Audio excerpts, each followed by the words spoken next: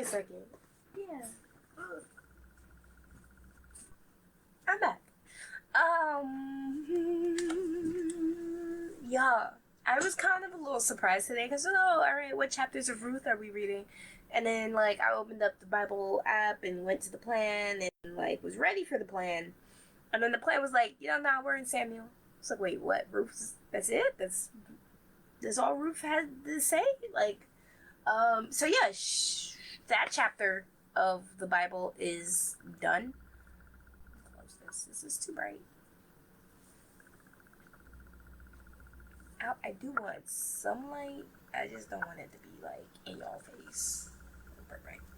But like then it's too dark. And I'm in a natural light mood, so like I'm trying to figure out what's better. Whatever. I wanted to just like, we gotta go through 1 Samuel 1 through 3 and then Psalm 78. There was a devotional, the link's in the description. And then and then from there we're good. That's all we gotta do today. So yeah.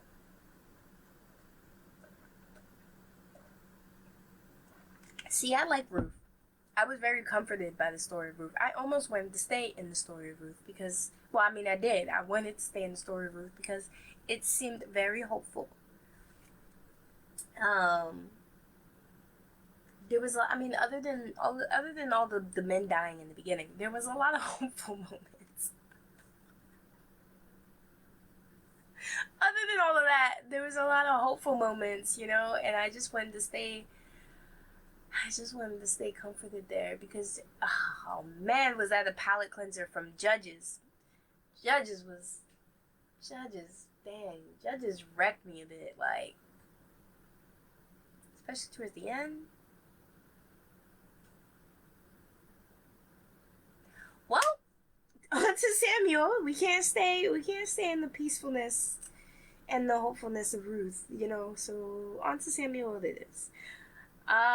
In Samuel 1, God reluctantly raises up kings to rule over Israel. The first is a failure, and the second is David, a faithful replacement. So, we know why he's doing this, right? Because in Judges, one of the core repetitive plot lines in that story is that in those days, Israel had no king. Why do you keep doing this? In those days, Israel had no king, and they did whatever was right in their own eyes. So that has to come to a resolution. And we know that we don't want Israel to keep doing whatever is right in their own eyes. It's going to lead them straight into destruction, and it really had already led them straight into destruction as the tribe of Benjamin was cut off from all of Israel, right? And I believe they had another scuffle with one other tribe. So it can't keep going like that, or there will be no Israel. And then that's when we enter into the chapter of Ruth as a little, I don't want to say reprieve, but I guess we see what's going on from a different dynamic in this point in the storyline. And now it's opening here, at least we begin to learn that there are plots unfolding to raise kings up to lead Israel, because we know they need order from physical person. They're not very faithful to God being their king when they have no physical being. Now here I want to say that I'm just going to call myself out. I know I've been getting an instruction to follow through on a task God told me to follow through on, and this was months ago. And I'm just calling myself out because I know disobedience I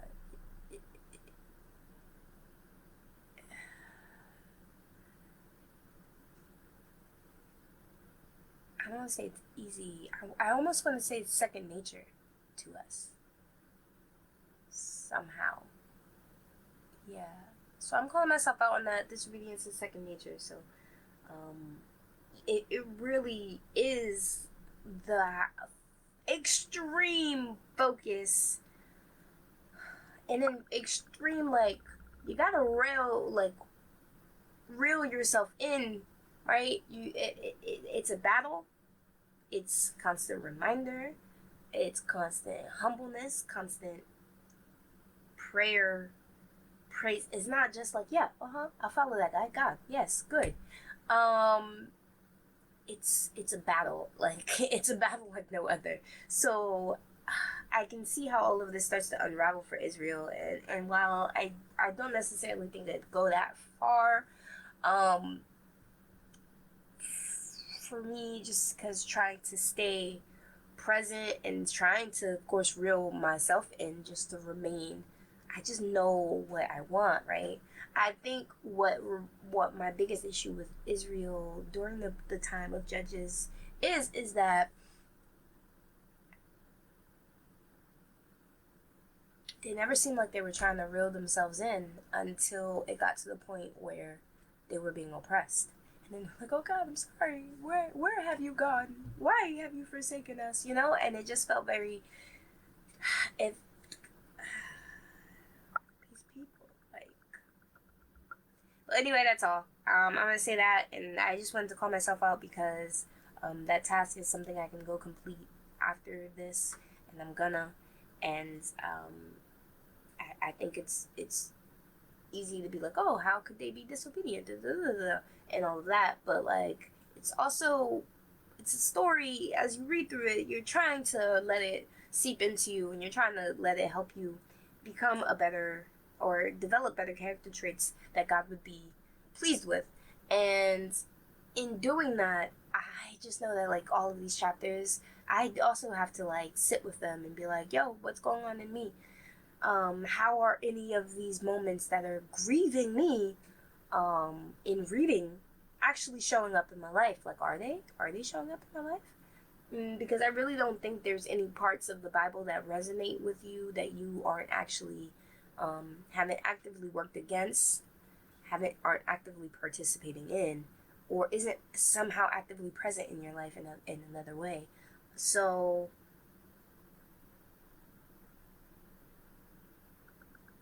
I think that's it. I think that's all I wanted to say.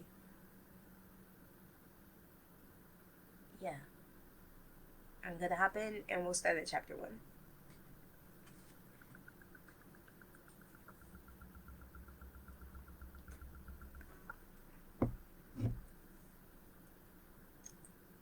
Elkanah.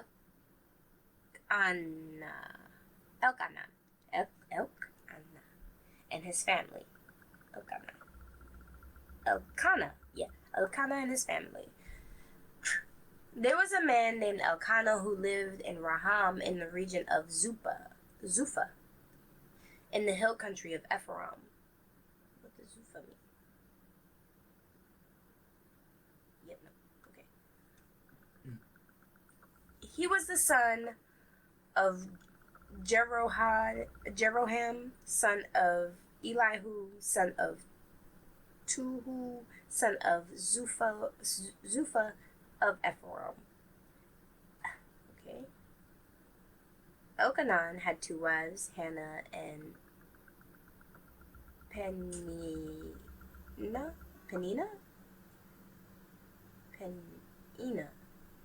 Penina had children, but Hannah did not. Each year, Elkanah would travel to Shiloh to worship and sacrifice to the Lord of Heaven's armies at the tabernacle. The priests of the Lord at the time were the 2 sons Eli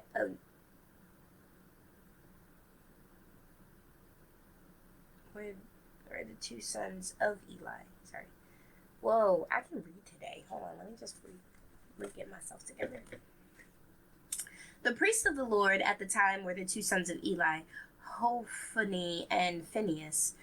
On the days Elkanah presented his sacrifice, he would give portions of the meat to Peninan and each of her children. And though he loved Hannah, he would give her only one choice portion because the Lord had given her no children. So Peninnah would taunt Hannah and make fun of her because the Lord had kept her from having children.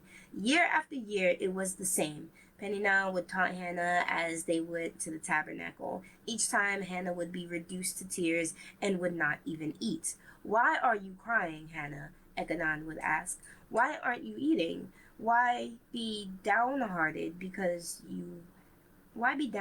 just because you have no children? You have me. Isn't that better than having 10 sons?" Uh-huh. Hannah's prayer for a son.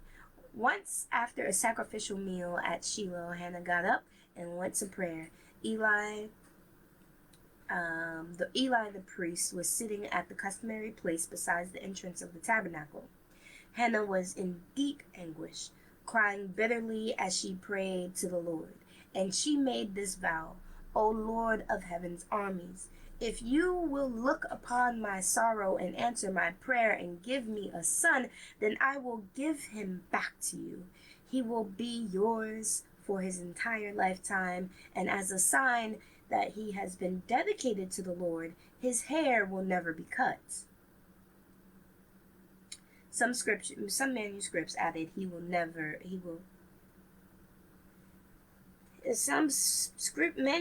added he will drink neither wine nor intoxicants. So that was another way in some manuscripts that he was dedicated to the Lord. As she was praying to the Lord, Eli watched her. Seeing her lips moving but hearing no sound, he thought she had been drinking. Must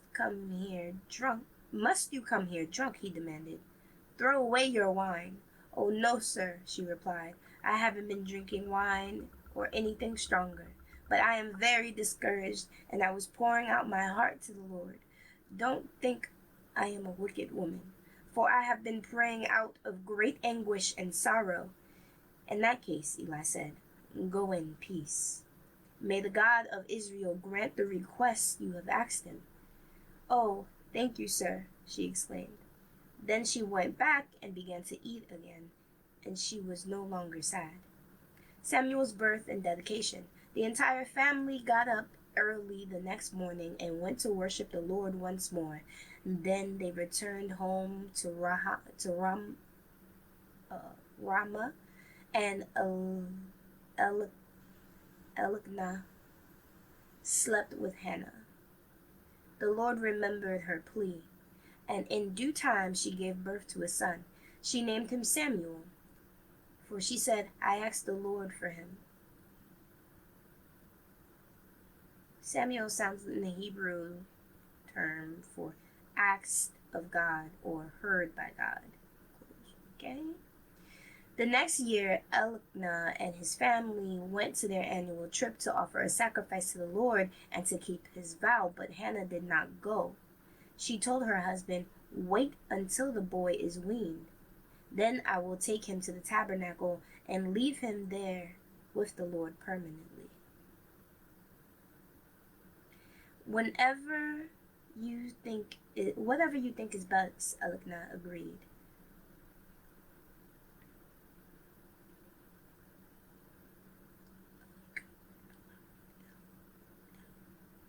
I don't think that's how you say this man's name. I'm just gonna... The book of 1 Samuel, chapter 1. Elkanah and his family. Elkanah. Got it. Yeah, okay. So she didn't go. She was gonna wait till he was weaned, and then she was gonna leave him at the tabernacle.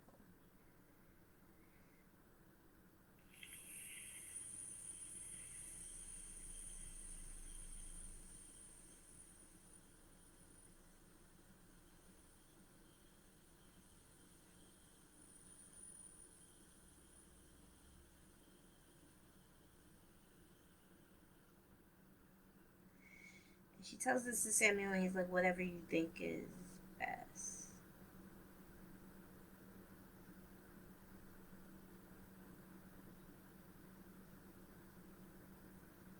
Okay, so then we're at 23.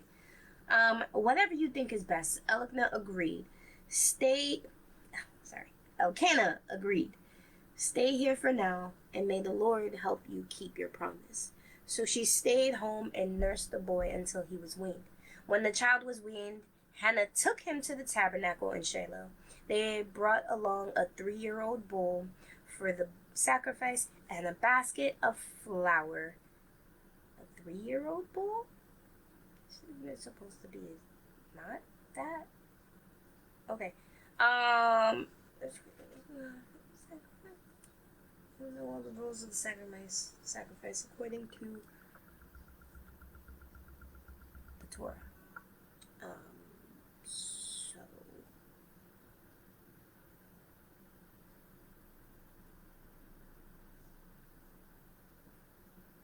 right, so she brings things along for her sacrifice, a bull and basket and a basket of flour and some wine. After sacrificing the bull, they brought the boy to Eli. Sir, do you remember me? Hannah asked. I am the very woman who stood here several years ago praying to the Lord. I asked the Lord to give me this boy, and he has granted my request. Now I am giving him to the Lord, and he will belong to the Lord his whole life. And they worshipped the Lord there.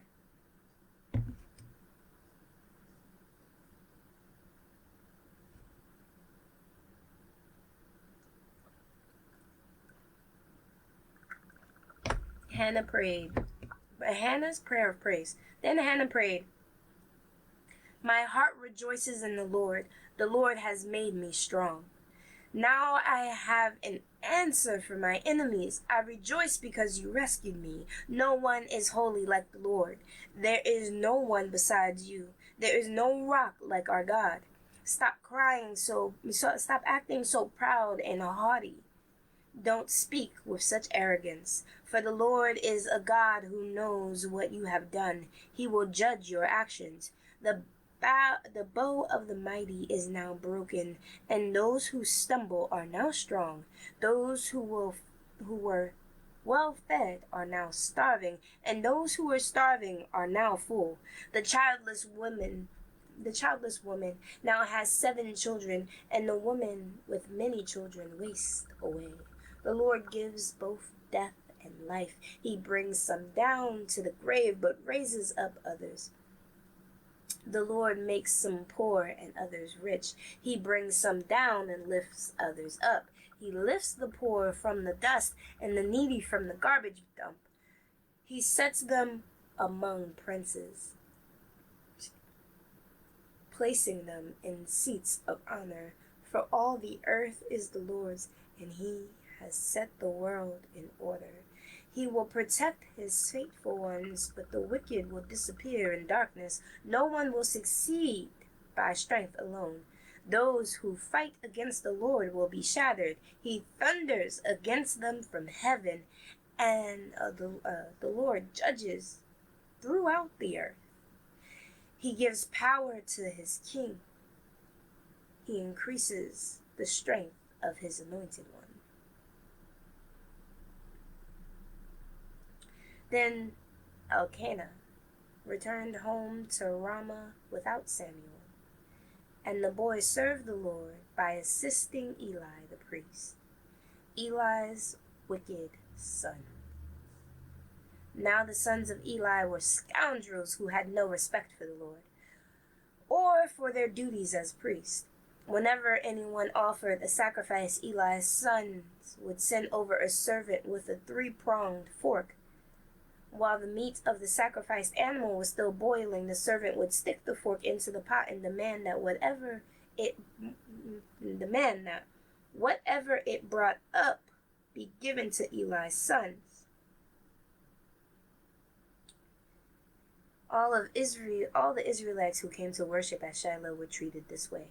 Sometimes the servant would come even before the animal's fat had been burned on the altar. He would demand raw meat before it had been boiled so that it could be used for roasting.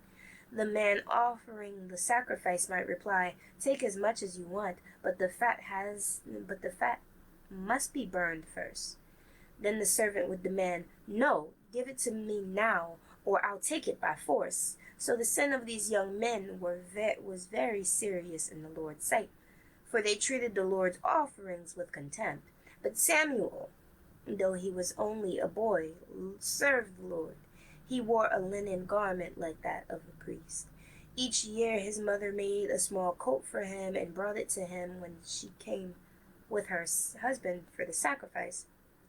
Before they returned home, Eli would bless Elkanah and his wife and say, "May the Lord give you other children to take the place of the one she gave to the Lord."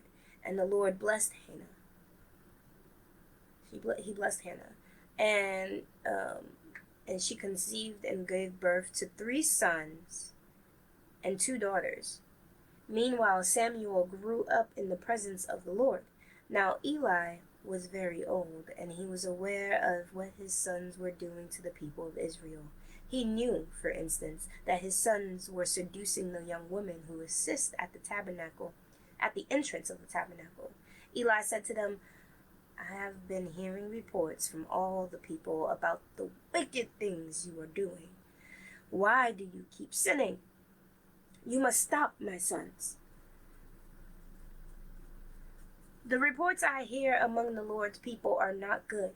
If someone sins against another person, God must mediate for the guilty party. But if someone sins against the Lord, who can intercede?" But Eli's sons wouldn't listen to their father, for the Lord had already planned to put them to death.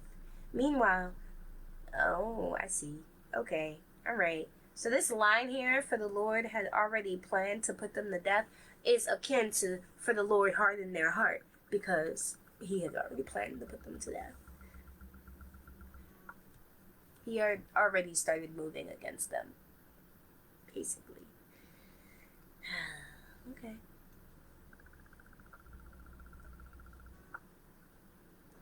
So you ever wonder about that person you want them to change so much? Or you're like pleading, like, "Don't you see the error of your ways, blah, blah, blah, blah, blah, blah, blah." And you think they're just being stubborn. Stubborn like a mule. Ask yourself, has the Lord already begun to move against them?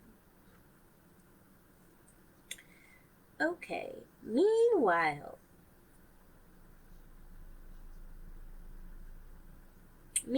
the boy Samuel grew taller and grew in favor with the Lord and with the people.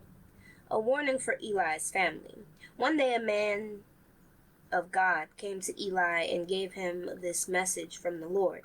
"I revealed myself to your ancestors when they were Pharaoh's slaves in Egypt. I chose your ancestor Aaron from among all the tribes of Israel to be my priest, to offer sacrifices on my altar, to burn incense, and to wear the priestly vest as he served me. I assigned the sacrificial offerings to you, priest. So why do you scorn my sacrifices and offerings? Why do you give your sons more honor than you give me? For you and they have become fat from the best offerings of my people Israel. Therefore, the Lord, the God of Israel says, I promised that your branch of the tribe of Levi would always be my priest, but I will honor those who honor me, and I will despise those who think lightly of me. The time is coming when I will put an end to your family, so it will no longer serve as my priest. All the members of your family will die before their time. None will reach old age. You will watch with envy as I pour out prosperity on the people of Israel. But no members of your family will ever live out their days. The few now cut off from serving at my altar will survive, but only so their eyes can go blind and their hearts break, and their children will die a violent death. And to prove that what I have said will come true, I will cause your 2 sons, Hophni and Phinehas, to die on the same day. Then I will rise up a faithful priest who will serve me and do what I desire. I will establish his family, and they will be priests to my anointed kings forever. Then all of your surviving family will bow before him, begging for money and food. Please, they say, give us jobs among the priests so we will have enough to eat. That's what they'll be reduced to, begging for jobs as priests so that they can have enough food. And see again, like, it's just reminding me, like the sins, the burdens that you bear are your generational thing. Like, Eli was faithful, and at least so far it didn't say that he was unfaithful. It was his two sons, right, who was supposed to be priests after him, who made light of God and of the work that they have to do. And they abused the position that they were in, right? It's because they became fat off the offerings, the best offerings Israel had, right? And that caused the entire line of Aaron, or right now Eli, to be cut off from their position as God's priests.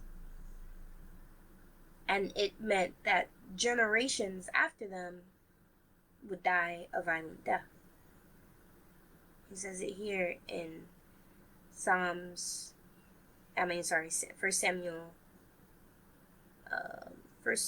Samuel 2:33. He says, the few not cut off from serving at my altar will survive.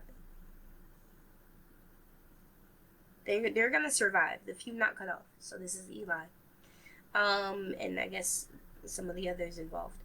But only so their eyes can go blind, and their hearts break, and their children will die a violent death. So, like, down the line, people who haven't even been born into this situation to cause this great sin against the Lord are suffering the repercussions. I think it's just like oh, that was the sins of one man, but the generations have to be up to the third or fourth. The generations get punished.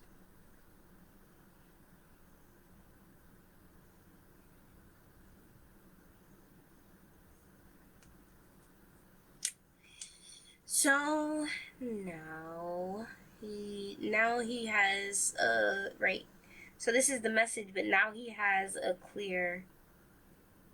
Oh, and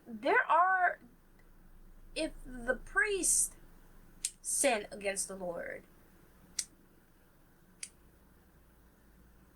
there was methods of sacrifices and rituals that they could follow to cleanse themselves, to cleanse the priesthood of that sin. I think it's because they haven't refused to repent earlier, before the Lord had to move against them, that they're facing this situation now. So then we enter into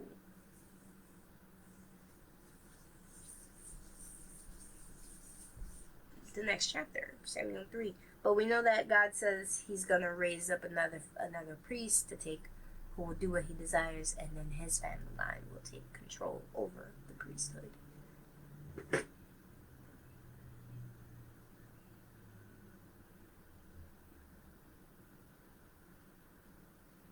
The Lord speaks to Samuel.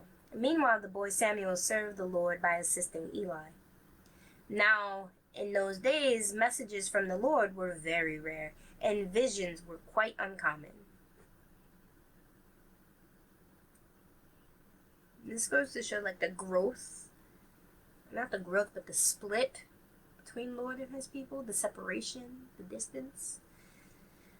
Because messages from the Lord here in those days are very rare, and visions are very uncommon. I can only imagine, like, what we can say about in these days about visions and messages from the Lord and the commonality of those things. But on one night, Eli, who was almost blind by now, had gone to bed. The lamp of God had not yet gone out, and Samuel was sleeping in the tabernacle near the ark of God. Suddenly the Lord called out, "Samuel!" "Yes," Samuel replied. "What is it?" He got up and ran to Eli.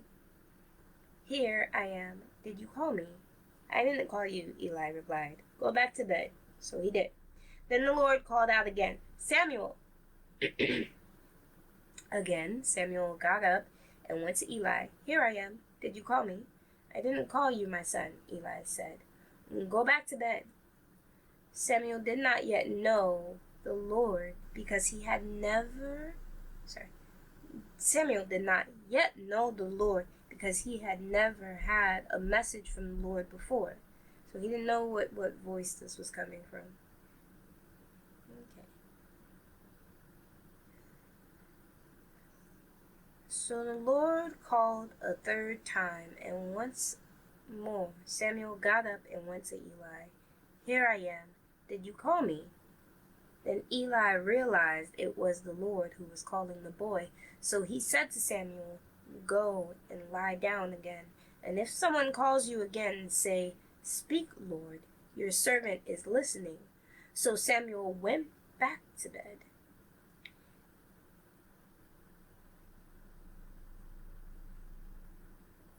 And the Lord came and called as before, "Samuel, Samuel." And Samuel replied, "Speak, your servant is listening." Then the Lord said to Samuel, "I am about to do a shocking thing in Israel. I am going to carry out all my threats against Eli and his family from beginning to end. I have warned him that judgment is coming upon his family forever, because his sons are blaspheming God."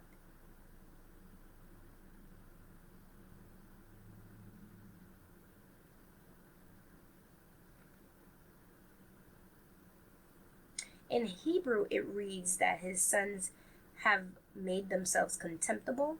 I prefer that translation because blasphemy is like a very specific acts of claiming to have either the power of God or calling yourself a god. It's what you can make the argument that it's what Kanye is doing, but we're not gonna go there.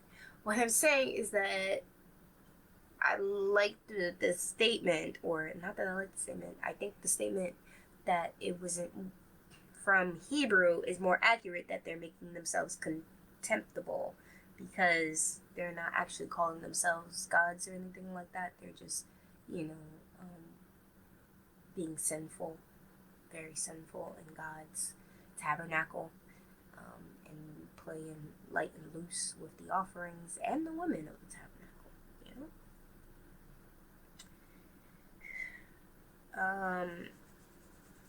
okay. So, and he hasn't disciplined them. That's the biggest issue, is that there are certain things to do, and Eli didn't do it. He didn't carry out.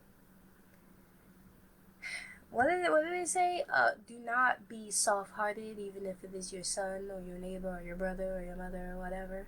You're supposed to carry out certain things. At least in the Torah, it's like, make sure anyone who's dishonoring God has to be disciplined and removed. So because God has to do this himself, the repercussions are that much deeper. And yeah, the sons are acting up, and the father hasn't done anything to discipline them. So this is the sins of the generations that they have to face. So I have vowed that the sins of Eli and his sons will never be forgiven by sacrifices or offerings. Samuel speaks for the Lord. Samuel stayed in bed until morning, then got up and opened the doors of the tabernacle as usual.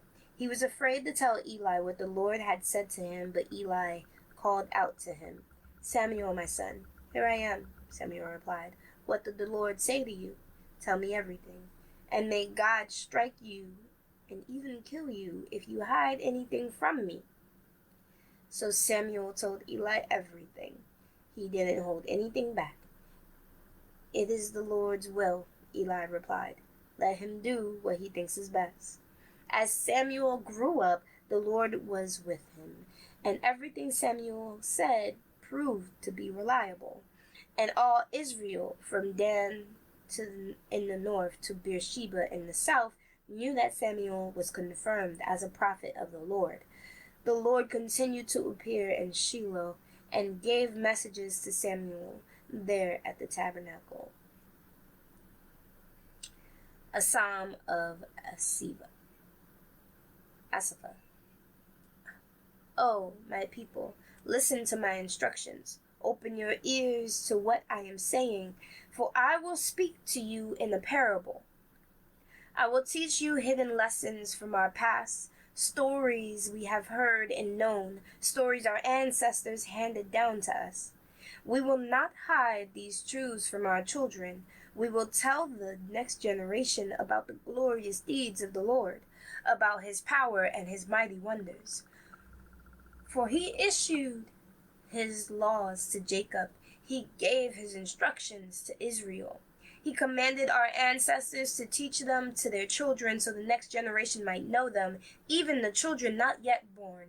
And they in turn will teach their own children. So each generation should set its hope anew on God, not forgetting his glorious miracles and obeying his commands. Then they will not be their ancestors, stubborn, rebellious, and unfaithful, refusing to give their hearts to God. The warriors of Ephraim, though armed with bows, turned their backs and fled on the day of battle. Ooh. They did not keep God's covenant and refused to live by his instructions. They forgot what he had done, the great wonders he had shown them, the miracles he did for their ancestors on the plain of Zoan in the land of Egypt. For he divided the sea and led them through, making the water stand up like walls. In the daytime he led them by a cloud, and in the night by a pillar of fire.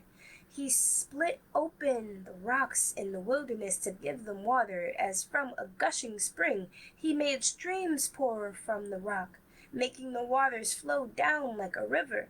Yet they kept on sinning against him, rebelling against the Most High in the desert. They stubbornly tested God in their heart, demanded the foods they craved. They even spoke against God himself, saying God can't give us food in the wilderness. Yes, he can strike a rock so water gushes out, but he can't give his people bread and meat? I like that they're mimicking that in the absurdity of it. Yes, he can strike a rock and make water come out, but he can't give y'all bread and meat? Then the Lord heard them. When the Lord heard them, he was furious. The fire of his wrath burned against Jacob. Yes, his anger rose against Israel, for they did not believe God or trust him to care for them. But he commanded the skies to open. He opened the doors like heaven. He rained down manna for them to eat. He gave them bread from heaven. They ate the food of angels. God gave them all they could hold.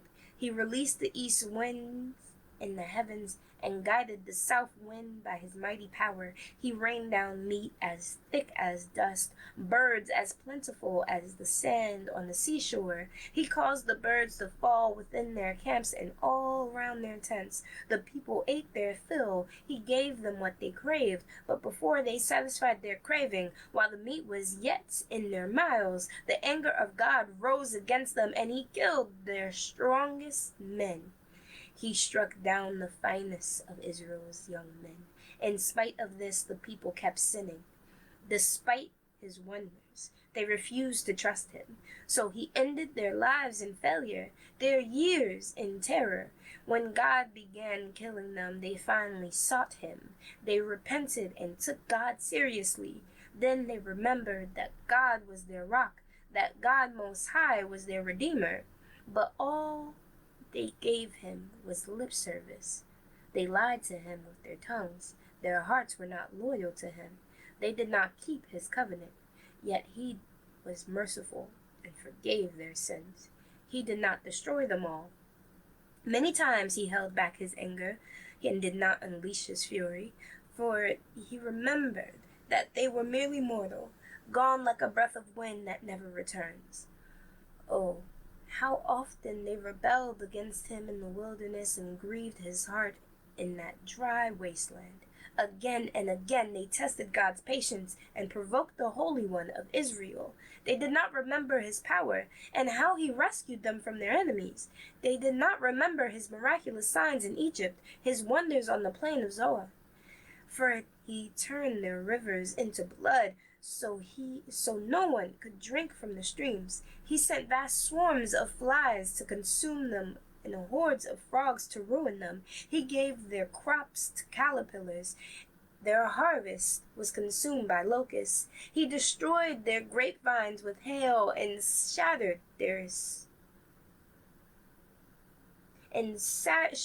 sycamore figs with sleet. He abandoned their cattle to the he abandoned their cattle to the hail, their livestock to bolts of lightning. He loosened he loosed he loosed he loosed on them his fierce anger, all his fury, rage, and hostility. He dispatched against them a band of destroying angels. He turned his anger against them. He did not spare the Egyptians' lives, but ravaged them with the plague. He killed the oldest sons in each Egyptian family, the flower of youth throughout the land of Egypt. But he led his own people like a flock of sheep, guiding them safely through the wilderness. He kept them safe so they were not afraid, but the sea covered their enemies. He brought them to the border of his holy land, to this land of hills he had won for them. He drove out the nations before them. He gave them their inheritance by lot. He settled their tribes of Israel into their homes. But they kept testing and rebelling against God Most High. They did not obey his laws. They turned back and were as faithless as their parents. They were as undependable as a crooked bow. They angered God by building shrines to other gods. They made him jealous with their idols. When God heard them, he was very angry, and he completely rejected Israel.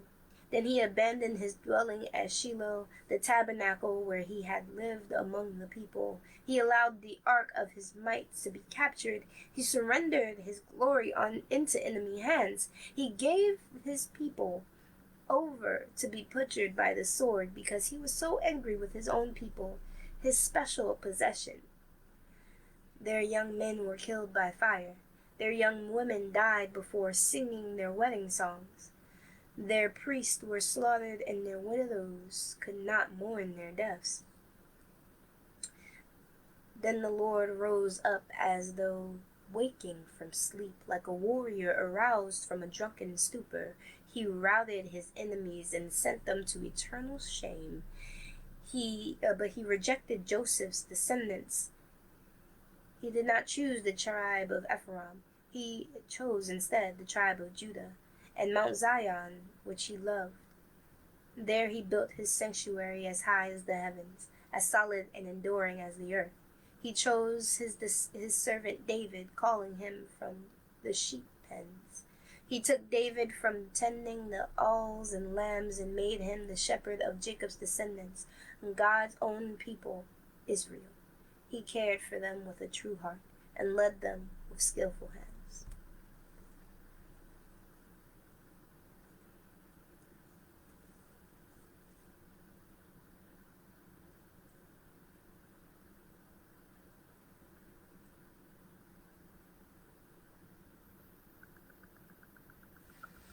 And that was today. If I have any takeaway, is that whatever life I lead, I don't want to turn God into my enemy. Yeah.